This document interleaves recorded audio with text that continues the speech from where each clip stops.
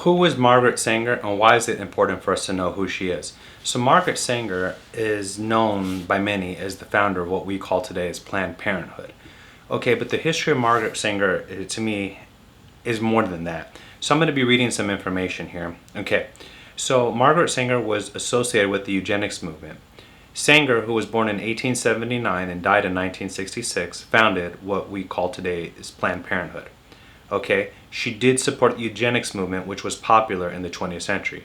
She believed that voluntary birth control could help families have children when they were prepared, and also discussed preventing the birth of children she described as having hereditary problems. She appeared at eugenics conferences and used the language that was associated with that movement of that era. Okay, what's interesting is she believed that birth control could limit those who she deemed as undesirable. Who do you think she viewed as undesirable?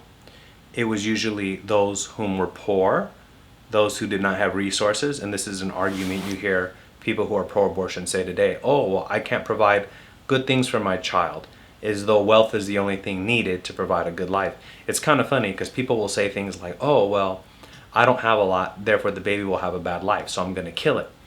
But a good life is not consistent, or is not contingent, I should say, upon the amount of money one makes.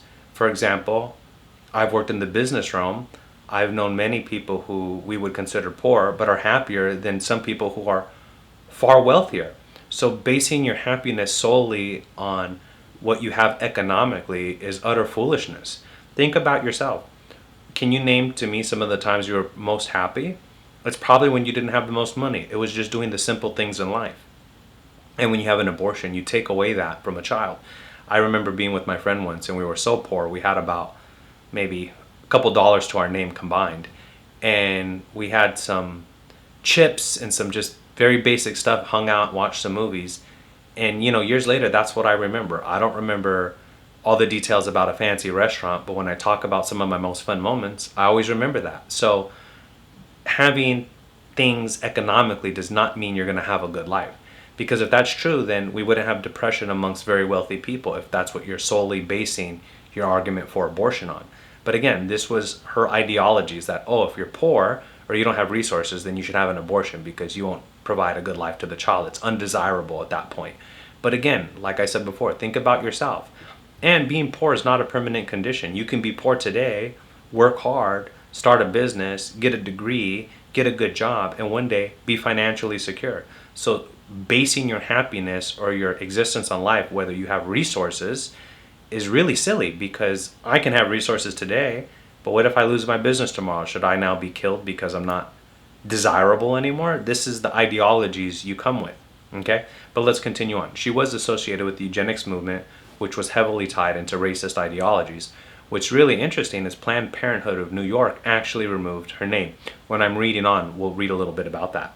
Okay? Yeah, it says, so Planned Parenthood of Greater New York removed Margaret Sanger's name from its Manhattan clinic in 2020. The facility, which had been known as the Margaret Sanger Health Center, was renamed to the Manhattan Health Center. The organization said the decision was part of an effort to address Sanger's association with the eugenics movement and what it described as harmful aspects of her legacy, including concerns about racism. And this was according to a press release by the Newswire. So her own organization removed her name because of what she was associated with. But yet they'll continue on in her ideologies. Does that make sense? So additionally, New York City later removed her name from Margaret Sanger Square from the street arena outside the clinic. I'm sorry, let me reread that. Additionally, New York City later approved removing the name Margaret Sanger Square from the street area outside the clinic in 2021. So really interesting. So again, her own clinics, organizations removed her name because of what she was associated with. All right, but let's continue on. One of the things I thought would be interesting is what races of people have the most abortions. Remember, she was associated with eugenics, eliminating those who she deemed as undesirable. Okay, those ideologies would have many believe in those who were black and those who were poor. Okay, and who do you think was the most poor of her era? They were blacks. But let's continue on. I got some information here from the Center of Disease Control. It says black women have the highest abortion numbers and rates among major racial ethnic groups reported in U.S. statistics. So again, black women, those who would be, quote, undesirable, those who are economically challenged should have abortions because, well, we don't need any more poor blacks running around, right? This is the ideologies associated with that.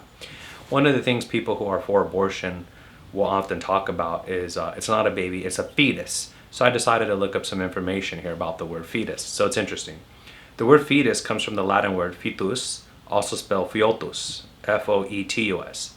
In Latin, fetus meant offspring, bringing forth, birth, young one. Again, it meant offspring, bringing forth, birth, or young one. So it's not a baby, it's a fetus. That's like saying it's not a baby, it's just a young one. Does that make any sense? So the original Latin word was not limited specifically to an unborn child. It referred more broadly to produce life, offspring, or the result of reproduction. Again, the idea of something young being brought forth through production is what fetus meant.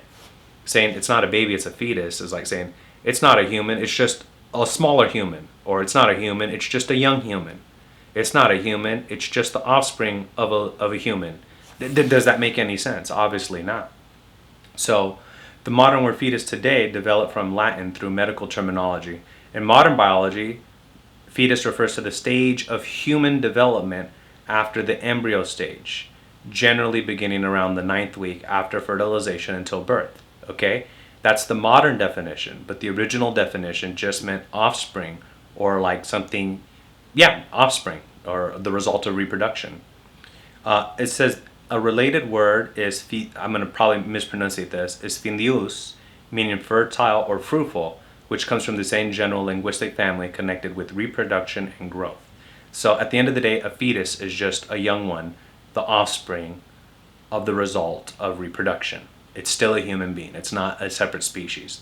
So what had me also look into is when people say, it's not a baby, now it's a parasite, whatever they want to say. So a parasite is an organism that lives in or on another organism, the host, and gets its nutrients or benefits from the host while causing harm to the host.